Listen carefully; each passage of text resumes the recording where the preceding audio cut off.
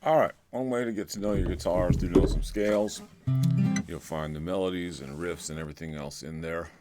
It's not the only way, but for many people, it's a great way to learn. So we're going to just start with C. Just within that C chord, Berkeley teaches the chords scale relationship. The chords come from the scale comes from the chords. Okay? So that's C here. Okay, I'm gonna walk up just up the scale.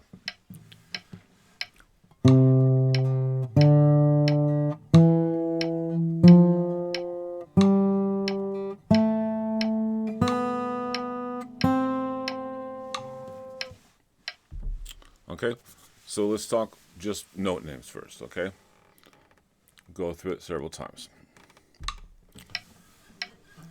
C, D, E, F, G, A, B, C. So now we'll walk through the numbers for each note. Pretty easy stuff. 1, 2, 3, 4, 5, 6, 7, 8. Right? Not hard. Okay? Now, there's a pattern for the major scale. This will hold true for all major scales. Let's talk about that. We're going whole step right there. Whole step, half step, whole step, whole step, whole step, half step. So, the way I was taught scales in learning positions, especially we're going this position here, the open position for the 0 to 3, is to play from the root of the scale to the highest note, down to the lowest note, and back to the root. So why into the root? You hear the tonic, you hear the root of the scale, the bass, B-A-S-E of the scale, and B-A-S-S actually. 3, 4.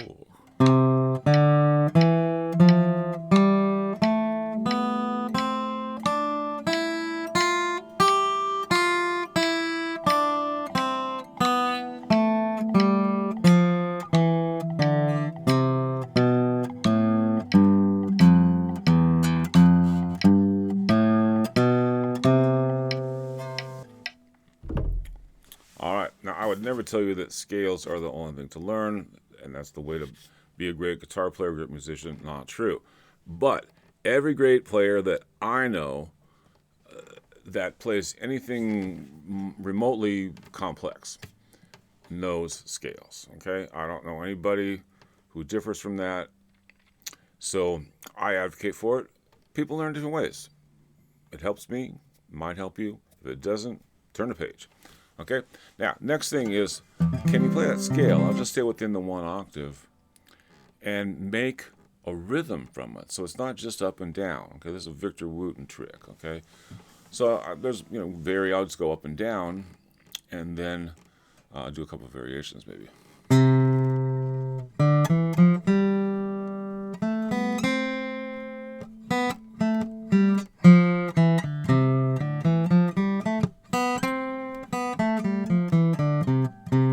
Okay? The second thing, very important thing, would be to learn some melodies containing that scale. This time of year, down the scale works works well.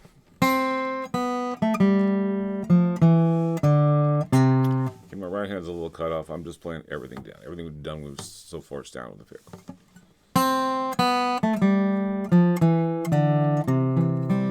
Okay, you can play through the rest of the melody. You'll find it's right within that scale. The next thing is, can you just make some melodies of your own? Okay, this is fun to put a little loop on, especially as you get, down the road a little bit. So can you do something with the scale? Can you make a musical phrase?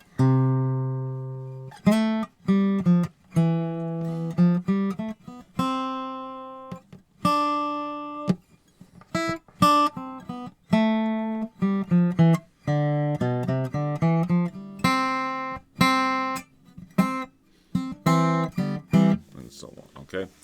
All right. There's a good run of the C scale. Next thing to talk about would be building chords from scale tones. So on every scale tone, there's a diatonic chord, a chord of the key, okay? And they always follow the same pattern, no matter what key you're in. It's always a major chord, second one, a minor chord, a minor chord again, a major chord,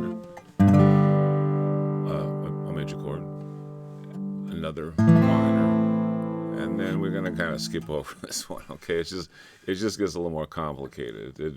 It would be a B, D, and F. The voicing would be like that if you're just doing this here, but it's another thing. We'll come back to that, okay? And then back to the one. Okay, so if I play that in tempo, then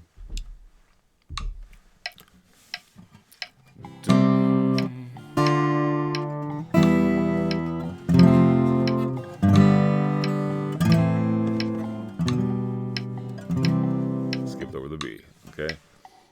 Did a little different chord. Now, you might recognize Bob Dylan.